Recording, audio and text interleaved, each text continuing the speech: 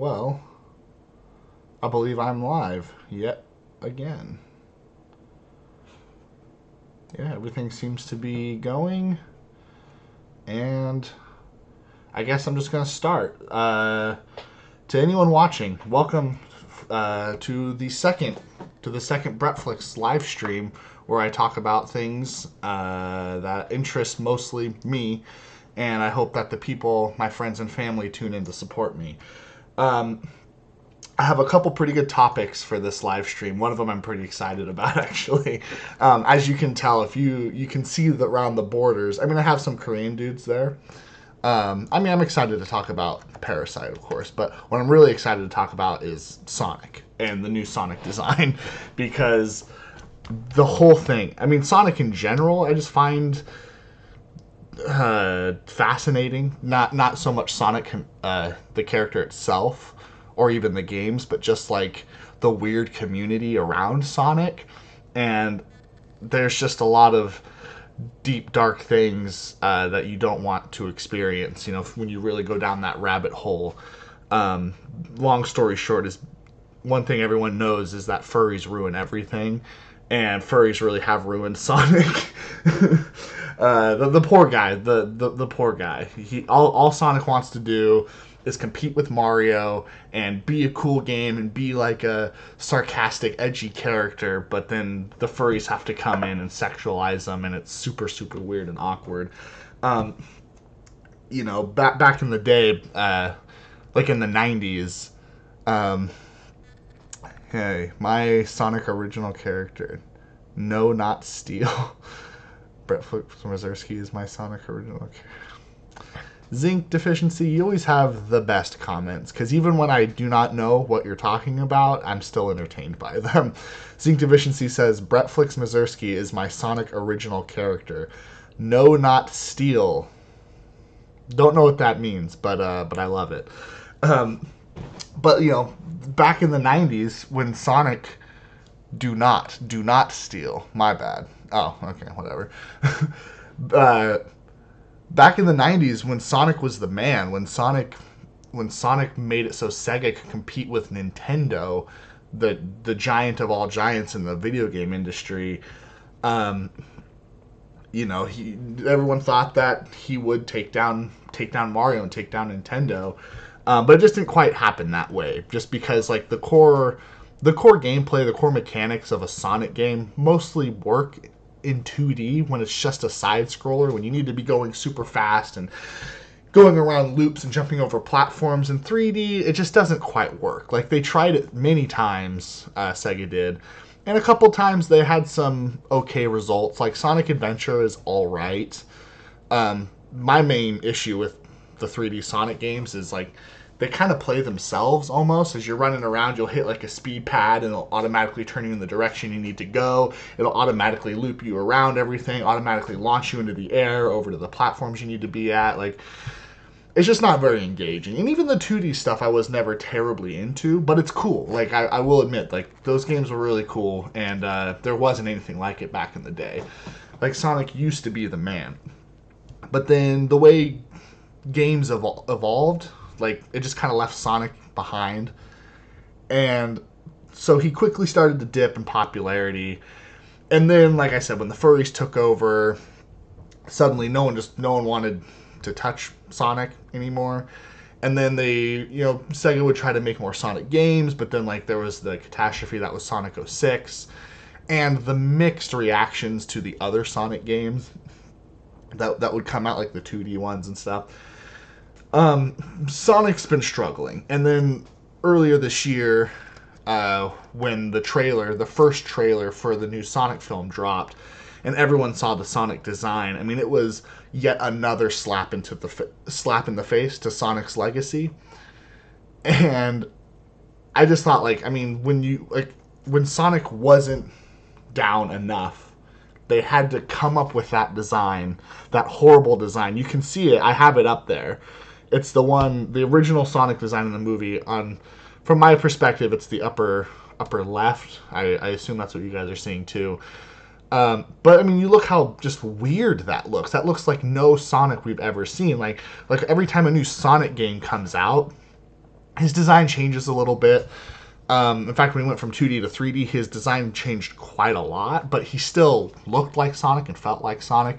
But you have this, and like I don't know what that is supposed to be. I feel like people who are very familiar with Sonic and the Sonic franchise would look at that out of context. Like if they just saw a picture of that and no one told them that it was supposed to be the new Sonic in the film, like they probably wouldn't even know what that is, like because it just does not resemble the character at all. But then you look at the new design. New design, in my opinion, looks great. I think it looks fantastic. It's what it should have been in the first place. The new design, it's directly under the old design on my screen here. That looks like Sonic. And in fact, I would say not only does it look like Sonic, I think that people who aren't familiar with the franchise could look at that and identify it as Sonic the Hedgehog. You know what I mean? Like the original design, people who are familiar probably wouldn't even know what the hell that is. The new design, people who aren't familiar would be like, oh, that's Sonic. I've never played a Sonic game, but I know who that is. They really stepped up their game. It looks far more cartoonish. Like the original design looks realistic, whatever that means in this context. I think the new design looks great. Zinc Deficiency says, Fuggin' Christian Sonic looks more like Sonic than the old design. It honestly does. It just looks like Sonic, but with some yellow, and it looks Pikachu themed, but like with Sonic's body. Like I would actually totally agree with that. I think if I looked at Sonichu there, I would recognize that as Sonic before the original design that Paramount went with for the new live action movie. I actually totally agree with that. And in fact, even this other Sonic I have on the other side of the screen, I'm not sure what to call it. Sunic, maybe. That's what I have it when I saved the photo.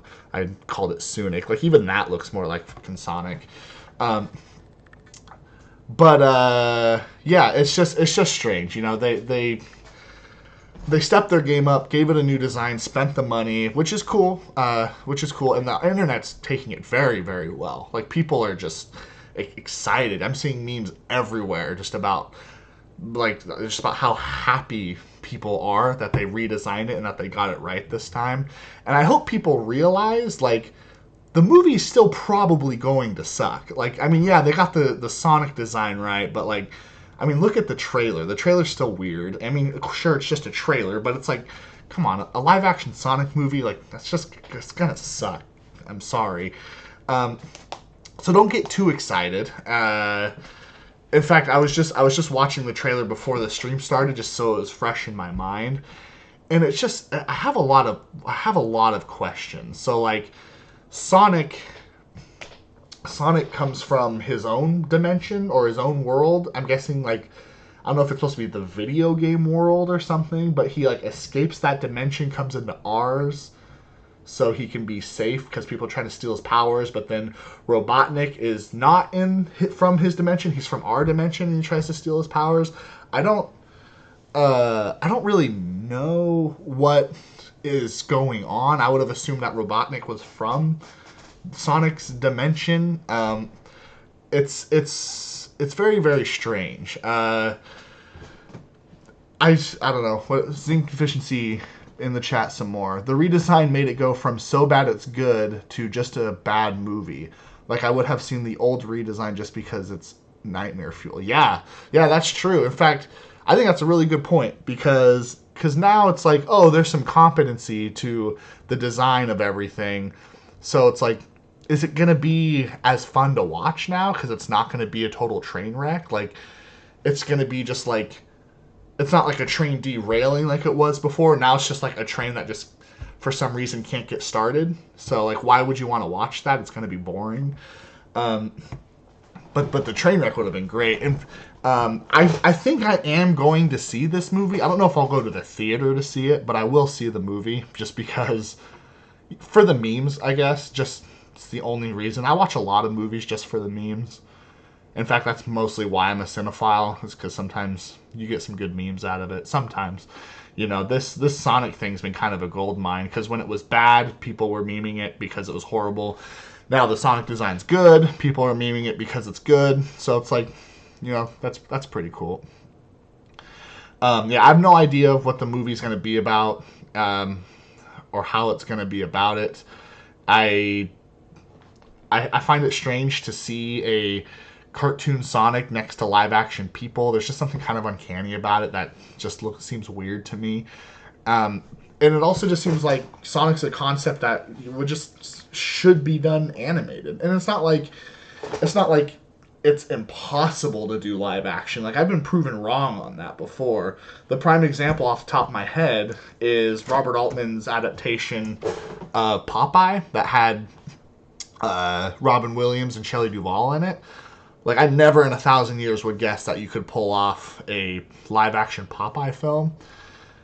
But they pulled it off, and it worked really well. I think it's a really good movie. So I'm not going to say it's impossible to do a live action Sonic movie, but it's just like, why?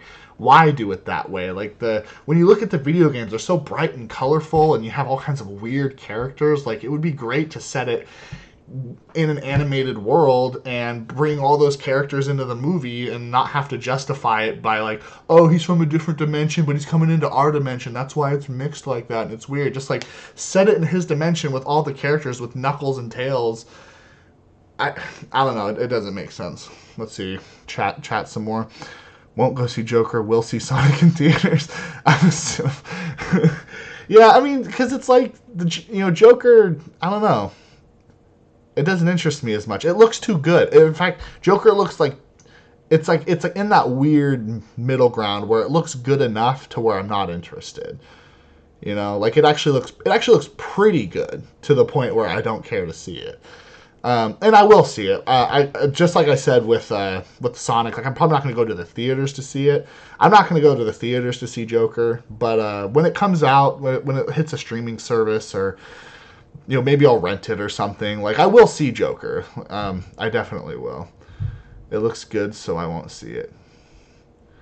I know, it's a strange statement. I either like my movies to be really bad or really good. When it's kind of in that middle ground, I'm not nearly as interested. But that's kind of most of my thoughts on the whole Sonic thing. It makes me laugh, and to see how many people are excited over the new design. I just kind of want to remind people, like, the movie's still probably not going to be very, very good. And on that note, I would like to transition over to the next talking point.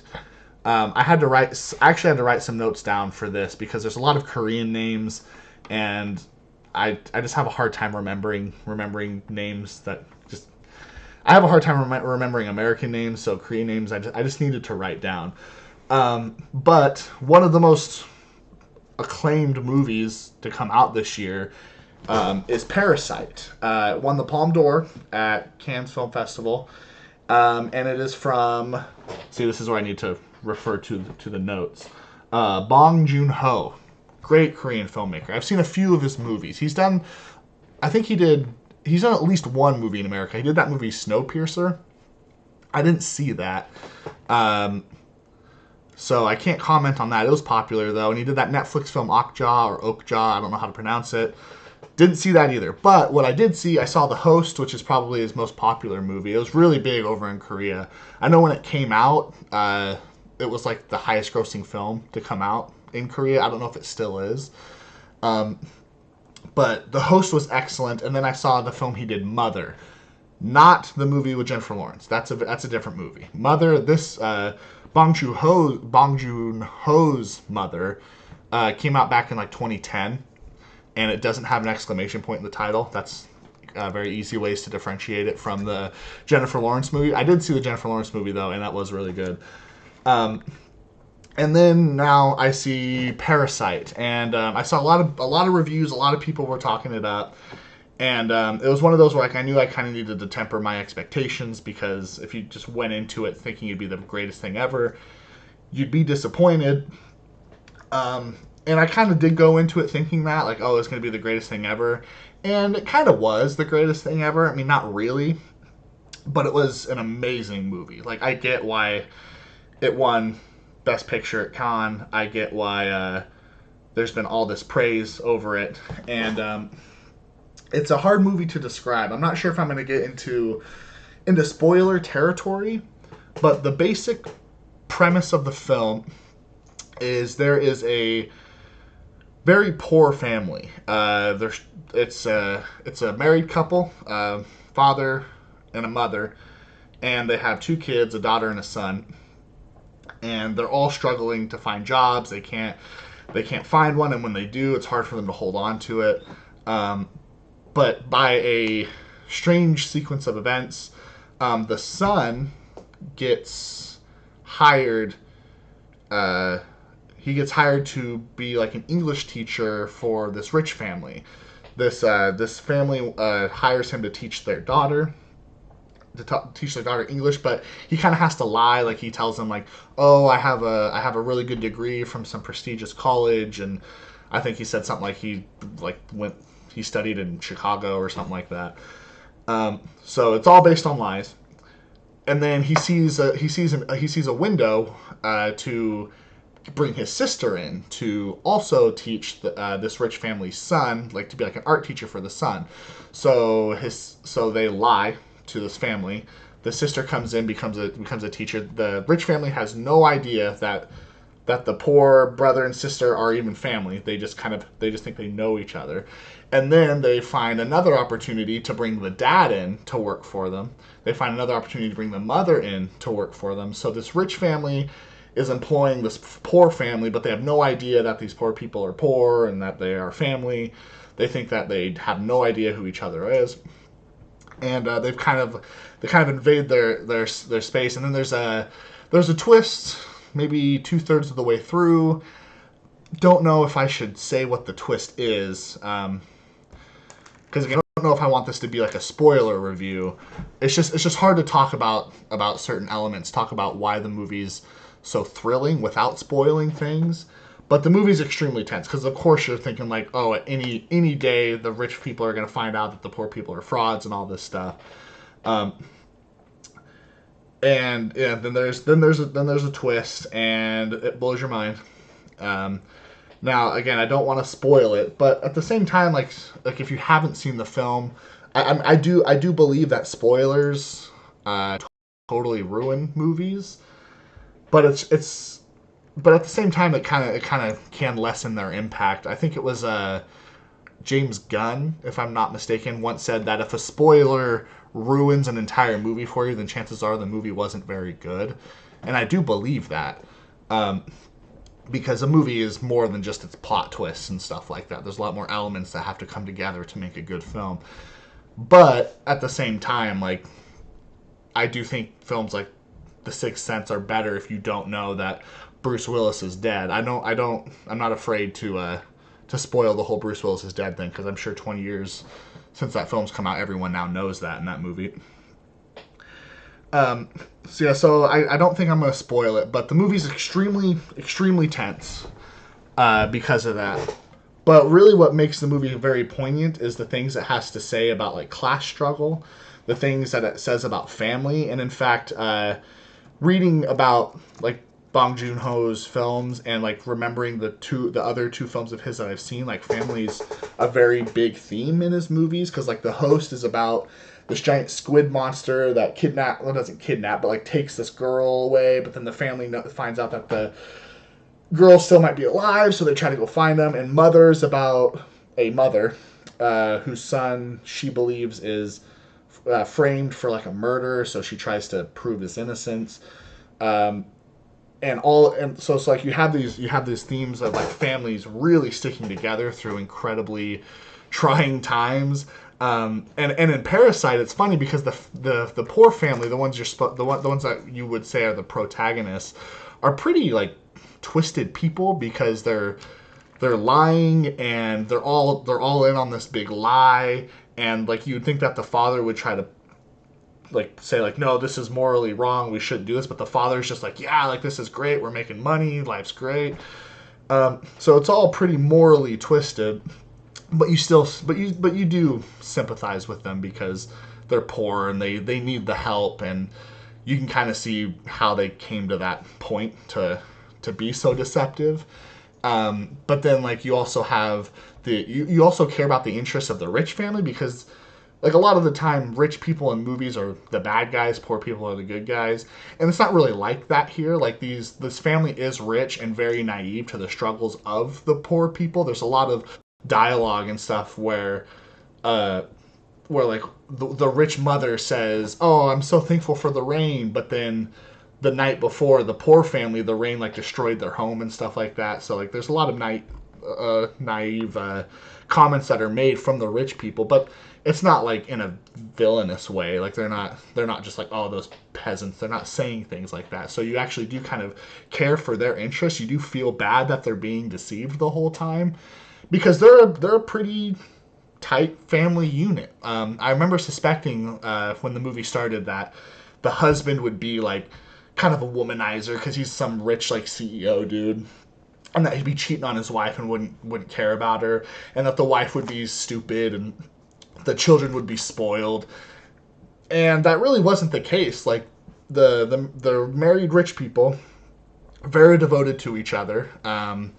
They love their kids. They're there for their kids. They go out of their way on several occasions to like throw parties for their kids and just do what's best for them. It's actually kind of wholesome in a lot of ways. And the wife is kind of dumb, but like I said, that's just because she's just rich and doesn't understand the struggles of other people. But she always means well.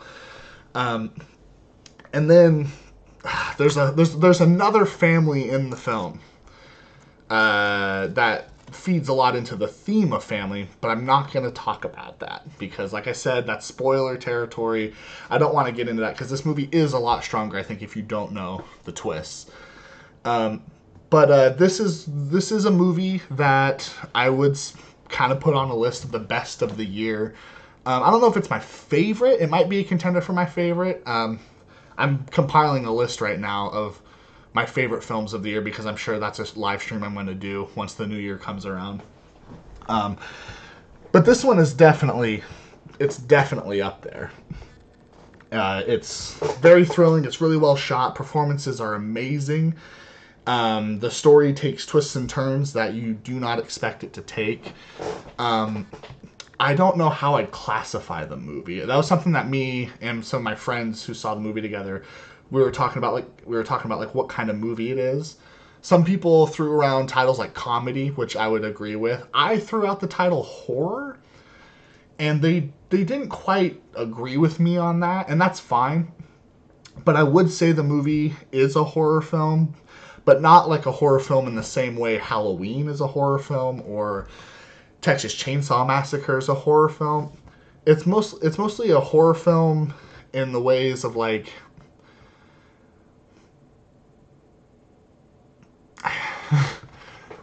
I don't know. I can't really describe it. Like, because this movie sort of disturbed me in a lot of ways. Because there is a twist, and that twist kind of recontextualized a lot of the stuff that was talked about like earlier in the movie, like, and it changes the dynamic between all of these characters later on. And I found it kind of disturbing in a way. Like Get Out, maybe. I don't know. I actually haven't seen Get Out, so I can't comment on that. I know, like, I kind of know what Get Out's about, though. Like a black guy who gets drugged by some white people, and he has to try to get away from them. I'm sure that's the worst description of it. But maybe, maybe there is one moment. There's a shot in this movie. I'll describe the shot because it did that's like the one moment where we all agreed like that was a horror moment. They didn't quite make that one moment define the whole film as a horror film. And I'm not using this one moment to describe the whole film as a horror film either. But there's this moment where it cuts to a staircase. The camera's at the top of a staircase, and it's just pointed straight. And so, like, the staircase dips down, but you can't see down there. And then all you see rise up above that top step is like someone's eyes, and like they rise up just like this, and they stop about right here, and their eyes are big and white, staring directly into the camera. And that shook me. That was like one of the best horror moments I've seen in a long long time. And that's one of the best things about Korean films. Like, if you want a good horror film, you need to look to Korea. Because Bong Joon-ho, I don't know if like people classify The Host as a horror film. That's more like a thriller. But there's a film from Korea called A Tale of Two Sisters, and that is probably the most terrifying movie I've ever seen in my life. Other good ones are like I Saw the Devil, and then you have great horror films from like Park Chan-wook.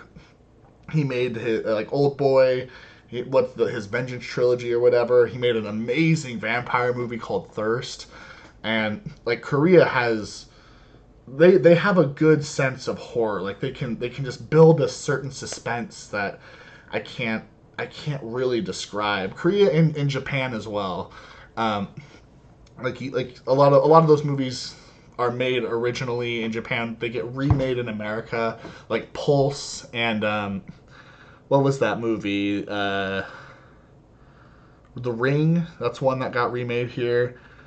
The American versions are very subpar. In fact, that movie I mentioned, A Tale of Two Sisters, that was also remade in America with a title that was The Uninvited. But the original like Japanese and Korean versions of these movies are amazing. Like they are so creepy. Like they love a lot of supernatural stuff, and they're very good at making it feel really real. And I don't believe in ghosts, but ghost movies, they work pretty well on me. When I can really get invested in the reality of the film, like films like The Orphanage or a couple, The Devil's Backbone, like those will make me feel pretty tense. So they have just a great idea of the way horror works. And Parasite is mostly like a comedy, like a very dark comedy. But because of like the reality of the situation they're in, because of how much is at stake, because of moments like the eyes I was talking about, there's a couple other good moments like that. Like for me, I thought Parasite was a more disturbing film than any of the horror films you could think of. Like it kind of worked like The Exorcist for me. Like The Exorcist has a lot of pretty like blatant horror moments. Little girl looks like a demon, and like lots of like effects and like kind of actiony sequences like that you see in a lot of horror films. But the strength of The Exorcist is that it works as a drama, and most of the movie you could describe as a drama, but then like the reality of the situation that the characters are going through feels so real that's what makes it scary. Like it's not scary that you're looking at a little girl who's being possessed by a demon, but what's scary is that you believe that this little girl is possessed by a demon and the threat feels super real. Like that's why I would say Parasite is a horror film. But I wouldn't really fight anyone if they're like, no, I don't think it is. I'm like, well, I mean, I can see why you wouldn't classify it that way. Like me personally, I would. This movie shook me a little bit, in the best ways. So I recommend Parasite highly. I highly recommend it. It's on a list of my favorite films that I've seen this year. And so that's up there. Like I wrote the whole list down of all the movies I've seen from 2019. And like of all my favorite ones, yeah, Parasite's up there. Once Upon a Time in Hollywood, Midsummer, John Wick 3, because John Wick's just badass. And I saw there's a movie it was a concert film for Rush, my favorite band ever, called Cinema Strangiato. Like so. The fact that I enjoyed Parasite as much as I enjoyed a film about Rush's music should say something. There's still a lot of movies that I have not seen. I wrote those down too, so I'm trying to see those before the end of the year. Films like The Irishman, Marriage Story, Climax, Pain and Glory, Dolomite, Farewell, Lighthouse, Uncut Gems. So I'm still a little bit behind. But yeah, Parasite, easily, I wouldn't hesitate to call it one of the best movies of the year and one of the more memorable horror, thriller, dark comedy, whatever you want to call it, experiences you'll see. So, hell yeah, Korean horror is great. Yeah, it definitely is. the main actor, I wrote down, I had to write his name down because I'm a dumb American. Kang Ho Song. I've seen him in several Korean movies. He was in, obviously, Parasite, but he's worked with Bong Joon-ho several times. I wrote down some of the movies that they've made together, and I may have even missed some. But Parasite, he was in Snowpiercer. He was in The Host. I mentioned that in a movie called Memories of Murder. I hadn't heard of that one before. But he's amazing. He was in a few of Park Chan-wook's movies. He was in Sympathy for Mr. Vengeance, Lady Vengeance, and Thirst. And he's great in all of those. So, like, he's the guy who did A Tale of Two Sisters, he's in a few of his movies as well. He's in every major Korean movie. Like, every Korean movie that breaks out of Korea and hits big in America, like, he stars in all of them. He was in Good, the Bad, and the Weird, Quiet Family, and Age of Shadows. So, basically, you watch a guy starring Kang Ho Song, you're in for a great film. What's your ranking of the John Wick movies, by the way? Was pretty meh for me, to be honest. 3 was meh, Zinc Deficiency says. 2 and 3 had a lot of consistency issues. I don't know. For me, they get better as they go along. For me, it's like, I like 1 a lot. 2 was better. 3 was better for me. As they go, they just get better. The action gets better. The direction's better. The 3 had some slow parts because John Wick 3 focuses a lot on, like, the lore of the world that gets set up. Like, John Wick 1 hints towards a lot of things, but John Wick 1 focuses very much on his revenge to get the guy who killed his dog. John Wick 2 taps a bit deeper into the lore. You know, you see, like, you get a lot more scenes inside the Continental and the way and you see the marker or whatever they call it. And John Wick 3 really dives into it. And you see, like, how there's multiple hotels kind of around the world, and you get to see the really tippy-top dude when he goes out into the desert. You meet the adjudicator, so you get a good idea of how, like, order is kept and all of that. It delves into the themes of, like, kind of order versus chaos. How Ian McShane says, oh, order is how we separate ourselves from the animals and all that stuff. Like, all that stuff is cool. It causes for some slow moments. So, like, people who weren't really into that, I don't blame them. I find it fascinating personally. But what really attracts me to, like, John Wick 3 is just the action, honestly. Like, I want to say, like, oh, the depth of the film is what makes me enjoy it. I want to sound like a pretentious, like, cinephile. But my main draw to the John Wick films is just how well choreographed the action is, and how you can see Keanu Reeves is the one doing the stunts, and how creative the sequences are, and how they're unlike other sequences we've seen. And 3 just had my favorite sequences of them all, specifically the knife scene. It's kind of early on in the movie. And I loved the way he took out that big dude in the library. I had some issues with that, because it's like, I mean, when people hear all that ruckus going on, whatever. It's just a movie. And of course, when he, I don't know if it's when he leaves the library or when he enters the library, you hear a group of dudes outside singing "Take It Back." Do, take it back, which is a reference to Rocky. I'm a huge Rocky fan. I really, really appreciated that. So for me, they get better as they go along. 2 had the most action. 2 was sort of nonstop action. 3, the action stops quite a few times. So there's not as many sequences as there is in 2, but what I thought, the sequences that were in 3, I think were better than the ones that were in 2. So it's like you get more action in 2, but you get better action in 3. So for me, that kind of does elevate it.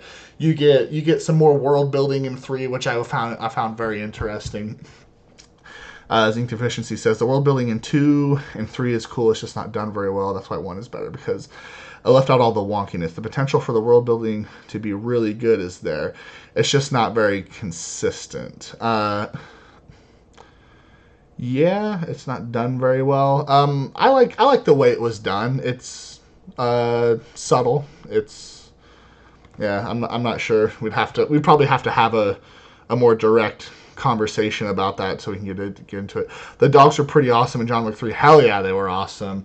We finally got to see more dog action. Like the dog's not really a big part of the second one, and not even that big of a part of the third one. But at least like we got to see some dogs, some doggos that are total sweethearts. But then when Halle Berry snaps her fingers, the dogs will bite off anyone's dick, and I thought that was really really cool. It reminded me of the dog in uh, Once Upon a Time in Hollywood. All Brad Pitt has to do is go or whatever, do that little click noise with his mouth. I can't do it. Um, yeah, dogs are usually the best part of movies and of real life. I am a dog person. Zach Hayes.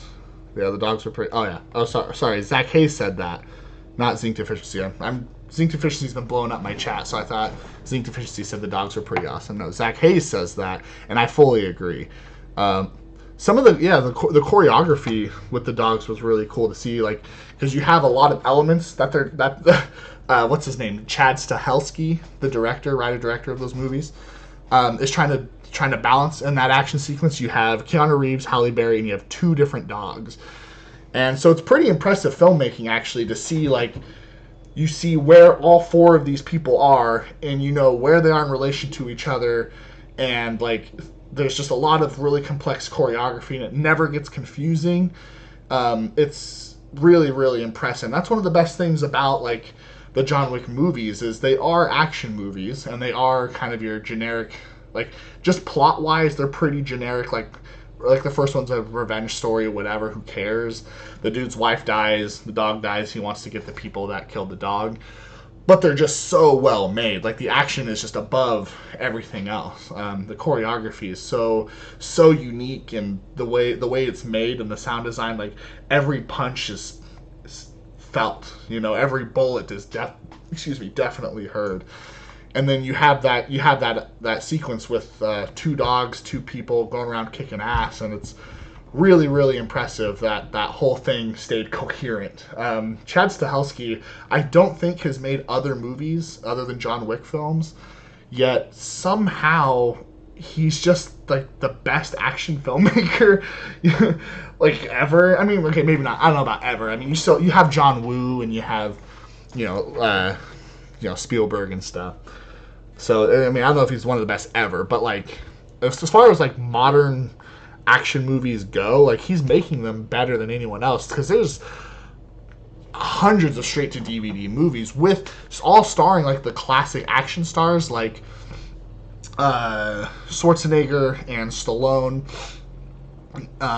people like them, Jean-Claude Van Damme, of course, what's his name, the Under Siege dude, the one that's never been in a good movie. You know what I'm talking about. Like, they're in tons of movies every year. Bruce Willis as well, like, tons of movies every year. And you don't see any of them, and when you do, they're garbage.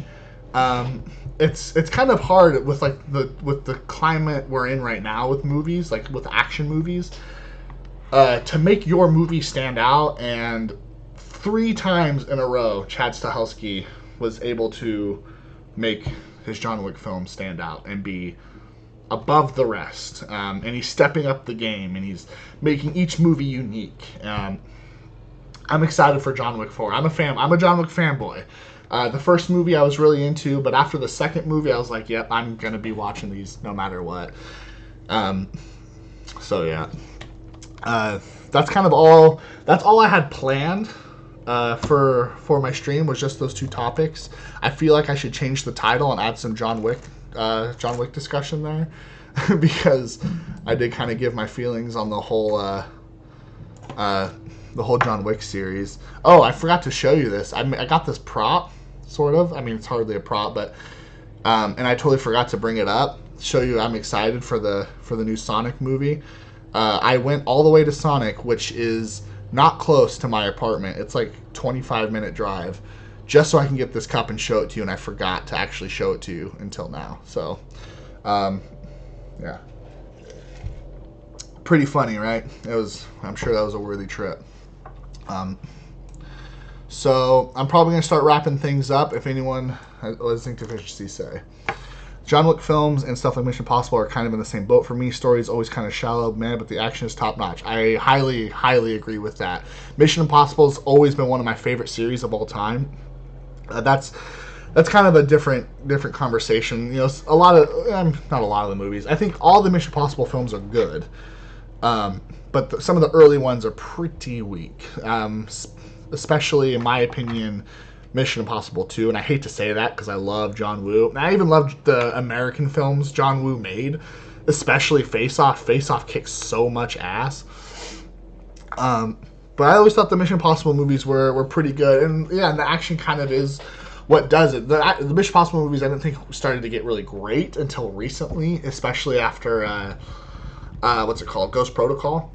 But Ghost Protocol, Rogue Nation, and Fallout are all amazing, but yeah, I would agree with that. You know, they take your boring, tired old premises that you get for every action movie, but they just do them really well, and they have, well, especially the Mission Impossible movies, they have big budgets.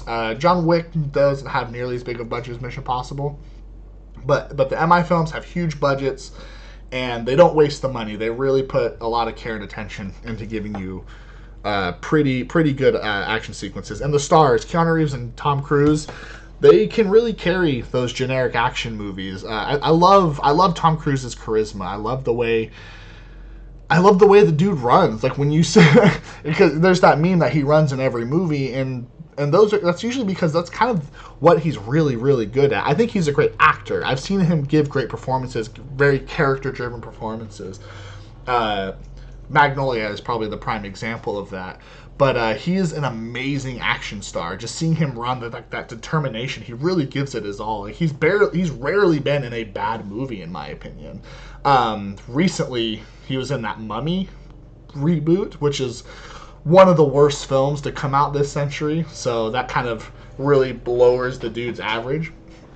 But just as far as like generic action movies, like that movie Night and Day, I thought was really, really entertaining. And I think it's just because, not just because, but a big part of it is because Tom Cruise is just fun to watch run. It's fun to watch him run and yell out the generic action dialogue like go, run, duck, fire, stuff like that. He does it better than most people do, and there's a reason why that made him a star. And I think Keanu Reeves is kind of in that same boat. Like he has a much more reserved kind of charisma, and that's why a lot of his performances seem strange in other movies. Like that's why he's not very good in movies like Bram Stoker's Dracula, but then you see him be really good in Point Break, and not just the action movies, but like River's Edge and My Own Private Idaho. But then when he does the action movies like Point Break, and I'm one of the few that really like Constantine, and John Wick, like he just has that he's like this soothing, calm presence. So it's like John Wick, he will face 10 guys, kill them all with some, gun fu, and then just kind of move on, and he just always stays calm, and I can buy that, and I buy that because Keanu Reeves just plays that so well. Like those movies play to Keanu Reeves' strengths, and his strengths can be kind of specific, and that's why he comes across as sort of awkward in other movies. In recent years, I've seen a couple movies where I feel like he's giving a better performance now. So like that movie, that Eli Roth movie he made, Knock Knock, it's an okay movie, and he's actually pretty good in it. And I feel like that's because he's become a better actor in recent years. If he was to try to do a performance like that back in his more Bill and Ted sort of days, it would have just been weird. He just wouldn't have sold it as well. But I think he's a pretty strong actor now. So yeah. And and this is the part where things start to slow down for me.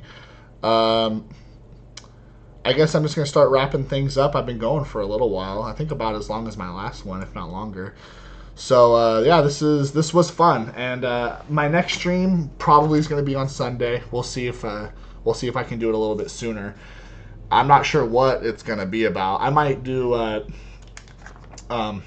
might talk about a series that I watched. I might talk about the films and a series of a certain creative team. I'm not gonna spoil it. A comedic team that I've been binging lately and been really loving. I might talk about that if I can't come up with anything better. So anyway, thanks for watching, those of you that did, and I will see you whenevs.